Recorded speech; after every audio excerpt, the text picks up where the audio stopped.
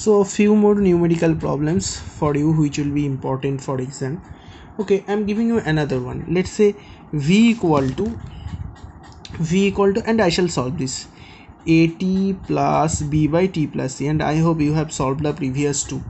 Okay, v equal to at plus b by t plus c, and you are asked to find what is a, what is b, and what is c.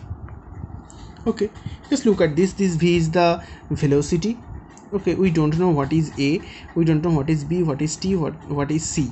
Okay, we know what is t is the time, and v is the velocity. But look at here, t and c are added, so that's mean t and c both are the same physical quantity, so we can say the dimension of c, that is dimension of t, that is capital T.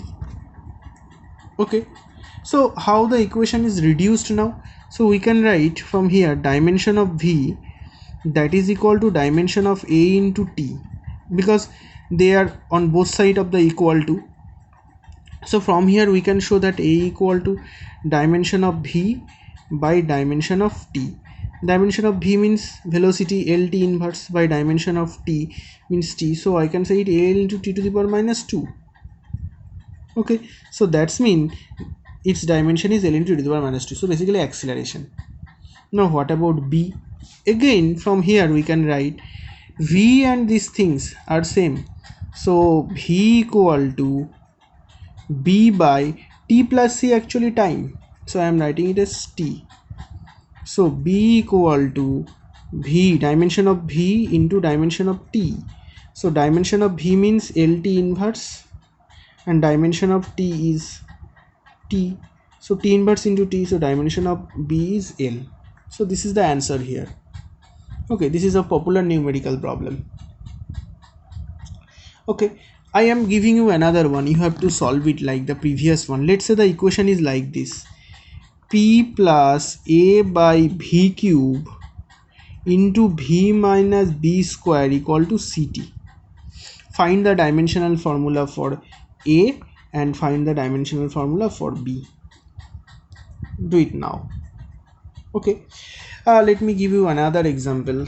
In class 9 you have done this, the Newton's law. What was Newton's law of gravitation? That is F equal to g into m1 m2 by r square. So this was Newton's law of gravitation. Now what was this g? This g was the universal gravitational constant, or Newton's g constant, and this F is the force, this m1 m2 are the mass, and r is the separation between the masses. So if this is m1 and this is m2, then r is the separation between these two masses. So you are asked to find the value of g, sorry, the dimension of g. So g equal to, we can write, this is the process how to calculate, g equal to f into r square by m1 m2. So to derive its dimension, you have to put the dimension of all these things. That's mean the dimension of f multiplied by the dimension of r square multiplied by the dimension of m1 and the dimension of m2.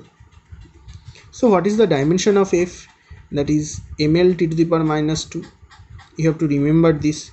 What is the dimension of r? That is distance, l square. What is the distance dimension of mass? That is m into m, so I am writing it m square. Okay, so from here we can calculate m into l cube into l square, l t to the power minus 2, m into l cube into t square, sorry, t to the power minus 2 by m square. So from here we can calculate m inverse l cube t to the power minus 2. This is the dimension of g. Okay, and by using this process you can calculate the dimension of other thing also. Okay, so this is the end of the class. Next class we shall discuss about the error analysis. Oh, another thing you have to read, this is the limitations of dimension analysis. Limitation of dimension analysis. Dimension analysis. You have to read this topic. You can find it in book.